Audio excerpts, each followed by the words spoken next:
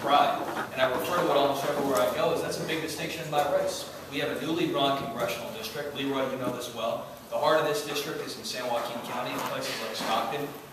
Just for reference, it goes to Brentwood and up to Lodi. But we have the chance to finally send someone to Congress who knows what the pulse of life is like here in the Valley. And that's more than my opponent can say. I'm running against an incumbent congressman who doesn't really live in this community and has never called this community home. He's an East Bay guy, and I'm a Valley guy. And those roots, I think, matter because it informs my perspective. I'm born and raised in Lodi and in this Stockton area. And this is a community that you know has fallen on tough times. Our statistics are not where they need to be. We have twice the national unemployment rate. And if you want to know what that means, you often ask young people who are in college, who are from here, do you come back to Stockton or Lodi? And the answer is a resounding no, because those employment prospects don't exist. We have issues in terms of human capital development. Our foreclosure rate is 7 to 8%. And yet something tragic has happened within this district. You know the hardship is very high. But we don't have, in this newly drawn 9th district, and we've shared this conversation, Supervisor Nelson, not many times, there's not a single state or federal legislator who currently lives within these district boundaries. I mean, we are the most underrepresented people in America. And I don't care if you go around the globe, you can go to the Philippines and you have this conversation with someone, or you go to India, or you go to Africa. That's just an injustice. That's a political injustice everywhere across the map. So we need to demand our voice back, and that's the premise of this campaign. I'll tell you, beside that, there are things we have to do to bring this economy back. It's not enough to talk about it. We need real solutions. And here's what I would propose to you. We have an ag-heavy district. It's something that I know firsthand. You know, I've been involved in my family's small business now for 7 years, and that's largely agriculture. We grow lime grapes.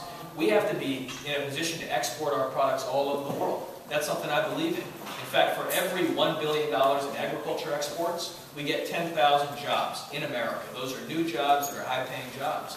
I believe in trading our products all over the world. My opponent doesn't. He just voted against a free trade agreement with South Korea. That's a big difference. If you want someone who's going to be a friend of that industry that we actually have here and have hosted here, that would be me. In terms of getting the red tape out of the way of private business, that's something I'm committed to do, and I think we have too much lawmaking in Washington that happens from the agencies, and not enough that's happening from Congress. I think Congress has kind of kicked the can down the road over to the bureaucracy, and they're making all these rules. That's crippling American enterprise. We've got to restore entrepreneurship in this country, and I'll tell you, there are things that I've done. I admittedly am a young guy, and Frank, that's probably on the tip of everyone's tongue. They say, gosh, Ricky Gill's pretty young. You know, that's a fact. I'm not going to run away from that. I am a young guy. I might not have white hair on my head, but age is nothing but a number. And while my opponent's going to try to equate this to inexperience, I want to be the first one to tell you that you can't judge this book by its cover.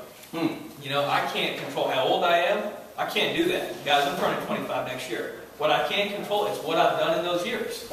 And you know what? While I'm young now, I was young when I was on the State Board of Education. I'll never forget when Governor Arnold Schwarzenegger called me up and said, you know what, Ricky, I want you to represent 7 million public school students because you care. And you know what? I fulfilled that mission. I was on the State Board of Education. We fought. We had this conversation earlier. I was speaking to the trustee. We kept the high school exit exam in place. That was a tough decision. That required leadership. I was a young person when that happened. I was young when I worked for the U.S. Senate Majority Leader on education policy. I was young when I worked for the Oakland Athletics. As a Giants fan, I did that. But I was young. I was young when I did that, and I helped that Major League Baseball team limit their liability exposure. We fought off frivolous litigation. So I want to take my skills and actually put them to use for this district, because this district needs a champion in Congress. Frankly, not someone who's going to two-time us. You know, I'm actually from here, and I will tell you, I'm going to sweat every day to make sure this community gets the representation it needs. I really do believe in that. So we're going to fight for this community on very important issues on education, which I happen to have fought for. I want to fight for more charter school philanthropy, for more competition in public education.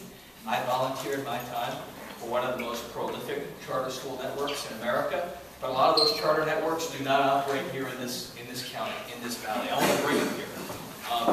There are things that we can do on the economy. I will tell you, it's very, very important that we balance our books so government is not competing with private companies for dollars. I think if there's capital out there, you know, our entrepreneurs should have access to those dollars as opposed to compete with the public sector. So I am really fighting for you. I want you to know I am one of you, and that is going to be a hallmark of this campaign. But as we move forward, I want to make sure that this community knows you can have a dialogue with me. Call me up. I gave you a card. Many of you I gave cards. That's a license to harass. Get a hold of me.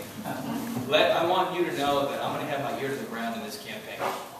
And I know what we are running in this effort is pretty organic. It may be atypical. But the problems that we are facing in this community are atypical. We've had a massive leadership failure.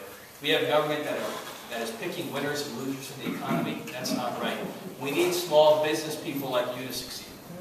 All right? And I will tell you, in this campaign, what you're going to see is someone projecting what is hopefully the best in America. Because, you know, if you were to write this story, you would not necessarily imagine Ricky Gill running this race at this point. I never anticipated it. But the leadership moment is now, and if you feel that there's some urgency, please come see me. I want to work for you. Okay? Thanks so much.